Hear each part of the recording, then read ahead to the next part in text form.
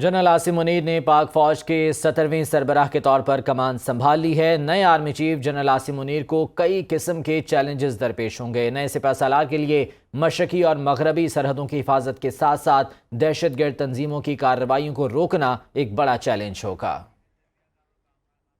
اس پر بات کرنے کے لیے ہمارے ساتھ موجود ہیں سینئر تجزیہ کار اطہر قاسمی۔ سب سے پہلے ان کی طرف رخ کریں گے، ان سے جانیں گے۔ اطہر قاسمی صاحب، بہت شکریہ آپ کے وقت کا۔ سر، نئے آرمی چیف سید عاصم منیر تعینات ہوئے ہیں، باقاعدہ تقریب منعقد کی گئی ہے، کیا کہیں گے؟ دیکھیں، جس طرح آپ نے بھی ذکر کیا کہ آرمی چیف کو بہت سارے چیلنجز ہوں گے، میں ان چیلنجز کی طرف بھی آتا ہوں، لیکن پہلے میں ایک چیز بتانا چاہتا ہوں کہ آرمی چیف نے جنرل عاصم منیر اس فوج کی کمان سنبھالی ہے جو دنیا کی بہترین فوجوں میں جس کا شمار ہوتا ہے۔ یہ دنیا میں کہیں پہ بھی جائیں، کہیں پہ بھی کوئی فوجی ایکسرسائزز وغیرہ ہوں، یہ میڈل لے کے آتی ہے ہماری آرمی۔ تو یہ تو کسی کو شک نہیں ہونا چاہیے کہ چیلنجز اگر ہیں تو اس کے ساتھ ساتھ یہ جو ادارہ ہے، اگر کوئی چیلنجز پہ پورا اتر سکتا ہے تو وہ یہ ادارہ ہے۔ اب جو آرمی چیف آئے ہیں، یہ ان حالات میں آئے ہیں جہاں پہ ملک کے اندر ایک طرح سے سیاسی کشمکش بھی ہے، اس کے علاوہ سیکیورٹی کے حوالے سے ہمیں سنگین مسائل ہیں۔ تو آرمی چیف کے پاس زیادہ وقت نہیں ہوگا۔ یہ اس دور میں آئے ہیں کہ جہاں پہ آتے ساتھ ہی ان کے لیے بہت سارے چیلنجز سامنے ہیں، لیکن ان کا اپنا جو ٹریک ریکارڈ ہے، ان کا جو سروس ریکارڈ ہے، اور اس کے ساتھ ساتھ جو ان کا ادارہ ہے، میں نے پہلے جس طرح عرض کی کہ وہ چیلنجز پہ پورا اترنے کی پوری صلاحیت رکھتے ہیں۔ اگر آپ سیکیورٹی کے محاذ پہ دیکھ لیں، ایک طرف تو بھارت کی طرف سے آئے روز ہمیں کچھ نہ کچھ کہا جاتا ہے، افغانستان کا جو بارڈر ہے وہاں پہ بھی مسائل ہیں، اور اس کمان کی تبدیلی کو دیکھتے ہوئے ہم نے یہ دیکھا ہے کہ جو ملک دشمن طاقتیں ہیں، جو دہشت گرد تنظیمیں ہیں، انہوں نے بھی اس قسم کے اعلان کرنے شروع کر دیے ہیں کہ ہم سیز فائر بند کر رہے ہیں، ہم حملے دوبارہ شروع کریں گے۔ تو چیلنجز تو بہت زیادہ ہوں گے جنرل عاصم منیر کے لیے۔ پاکستان جو جغرافیائی لحاظ سے پاکستان کو چیلنجز ہیں تو وہ تو ہر چیف کے لیے ہوتے ہیں، لیکن موجودہ دور میں مجھے لگتا ہے کہ چیلنجز کافی ہوں گے، پر ایٹ دا سیم ٹائم جس طرح پہلے عرض کی، مجھے پورا یقین ہے کہ ہماری جو فوج ہے، ہمارا یہ جو ادارہ ہے، وہ ان چیلنجز پہ پورا اترے گا۔ اطہر قاسمی صاحب، جنرل قمر جاوید باجوہ نے اپنے خطاب میں کہا تھا کہ فوج سیاست سے دور لگی، کیا لگ رہا ہے آپ کو کہ آنے والے جو نئے آرمی چیف ہیں وہ اسی روایت کو لے کر آگے چلیں گے؟ دیکھیں، اس میں اب وقت کے ساتھ پتہ چلے گا۔ جنرل قمر جاوید باجوہ صاحب نے پچھلے دنوں بھی ایک سپیچ کی اور اس میں انہوں نے ایک کانٹیکسٹ دیا، تاریخی کانٹیکسٹ، سیاق و سباق، تو اس کی ایک تاریخ ہے۔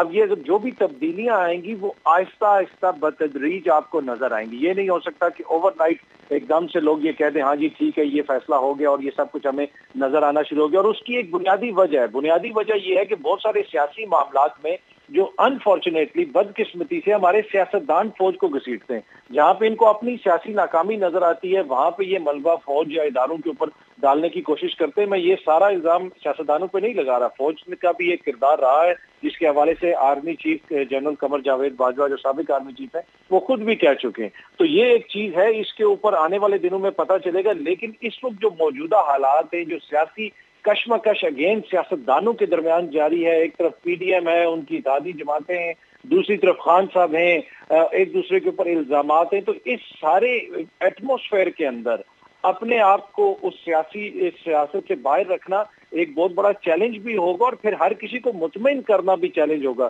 جس بھی شخص کو کوئی شکست ہوتی ہے وہ الزام اسٹیبلشمنٹ کے اوپر لگا دیتا ہے، تو یہ ایک بڑا چیلنج ہوگا۔ لیکن مجھے یہ لگتا ہے کہ اگر یہ فیصلہ کر لیا گیا ہے ادارے کی جانب سے، تو پھر جو سچ ہوتا ہے، جو سچائی ہوتی ہے، چاہے وہ تھوڑی دیر ہی لگے پر وہ سامنے آ جاتی ہے۔ تو مجھے تو یہ لگتا ہے کہ یہ ایک اچھا فیصلہ ہے، فوج کا سیاست میں اطہر صاحب، نہیں ہونا ابھی چاہیے۔ جس طرح سے ہم بات کر رہے ہیں، یہ سیاسی انتشار کی جو ملک میں ابھی بھی جاری ہے، اس میں عوام کے اعتماد کی بھی بات آ جاتی ہے۔ ڈیو ٹو پولیٹیکل انسٹیبلٹی عوام کا اعتماد اداروں پر یقیناً کہیں نہ کہیں جو ہے وہ متاثر ہوا ہے، افیکٹ ہوا ہے۔ آپ سمجھتے ہیں کہ یہ ایک بڑا چیلنج ہوگا تاکہ دوبارہ سے عوام کا جو ہے وہ اعتماد بحال ہو سکے ان اداروں پر؟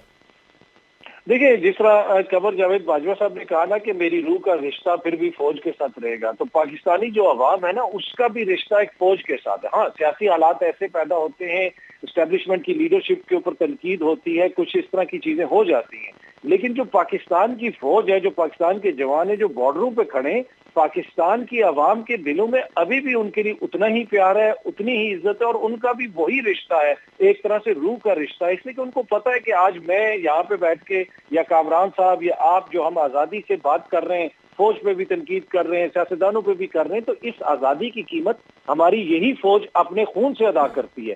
تو یہ چیز سمجھنے کی ضرورت ہے. امیج بلڈنگ جو ہے وہ ٹھیک ہے، اس میں تھوڑے سے مسائل ہیں، کچھ چیزیں ایسی ہوئی ہیں، لیکن مجھے نہیں لگتا کہ یہ لانگ ٹرم کوئی ایسی چیز ہوگی. جب سیاستدان کوئی فیصلہ کریں گے اور سیاست کو جو ہے نا اس کی بحث کو سیاست کی طرف لے کے جایا جائے گا، ہم الیکشنز کی طرف جائیں، سیاستدان ایک دوسرے سے مقابلہ کریں. جب آپ اداروں کو ڈھال بناتے ہیں، چاہے وہ آپ عدالتوں کی طرف جائیں یا کسی اور طرف جائیں، پھر بحث اداروں کی طرف جاتی ہے. لیکن میں امید کرتا ہوں کہ آنے والے دنوں میں اس میں بہتری آئے گی. ٹھیک ہے.